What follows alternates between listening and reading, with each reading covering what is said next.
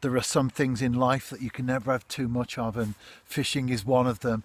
I was out only for an hour and a half at the start of the day, and then I'm doing a couple of hours at the opposite end. Days are quite short now, of course. I'm on the Staffordshire Worcestershire Canal though this afternoon. I've just cast out and I'm fishing with a couple of red maggots on a size 12 hook over fairly sloppy brown crumb and maggots in there as well. The water's quite clear. When I put the first batch of crumb out, you could see the cloud in the canal itself. I'm fishing the boat channel. I've got a high bank and trees in front of me, and well, I've got trees behind, but they won't affect the fishing too much, other than if the sun was up, it would make the water quite advantageous compared to elsewhere, because the open stretches, especially when it's clear and sunny, that's not really where you want to be. You want to be in a place where the fish can feel fairly comfortable. That could be a bridge, could be a moored boat, or in my case, more natural vegetation, trees, etc., that are creating a certain amount of shade for the fish. I've done everything I can.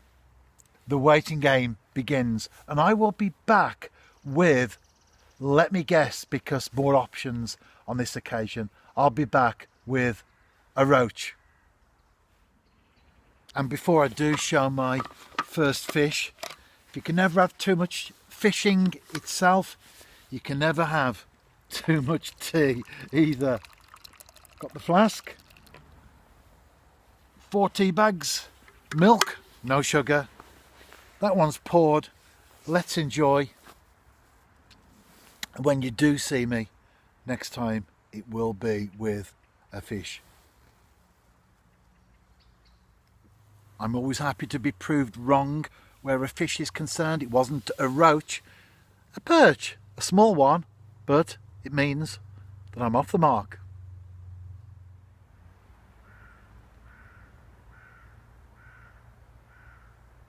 I'm fishing with a small float. That's a Drennan Waggler, shot either side, so don't need too much. That's quite small. Just flick it out into the boat channel. I've got 4-pound Maxima Chameleon. Now I know, especially at this time of the year, you can find down and get more fish, but I always prefer that quality over quantity approach. So the last thing I want to do is to be fishing with a really fine bottom, hook into something decent and lose it. I would sooner sit it out if I could use that approach and have the chance of something decent, knowing that if I do hook it, at least I'll land it. And that's reflected in the fact that I've got a size 12 hook there, Drennan Super Specialist, a couple of red maggots, and because it's the canal, I've got that anchor shot just 3 inches or so away from the bait. That's important. Even though there's only been one boat through, I've had quite a bit of movement on the canal itself.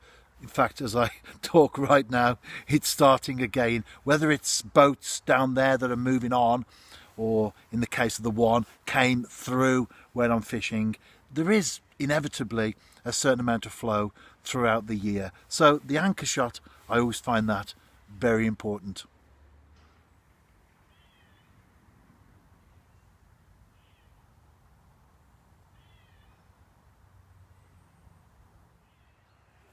The float just went, I struck, and I hooked into something that was significant.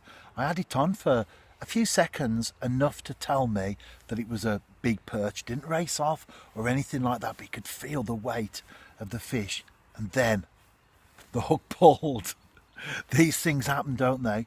But if you want to see the positive out of it, well, at least there are some good fish out there feeding as well.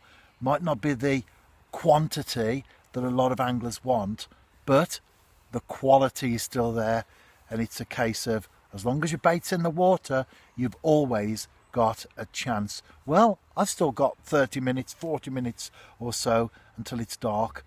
Will I catch a decent fish before the session ends?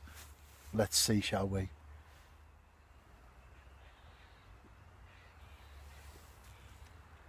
I've got one in the net now. Not as big as the one I lost, but nevertheless, it's a half decent perch. My favourite species, the perch.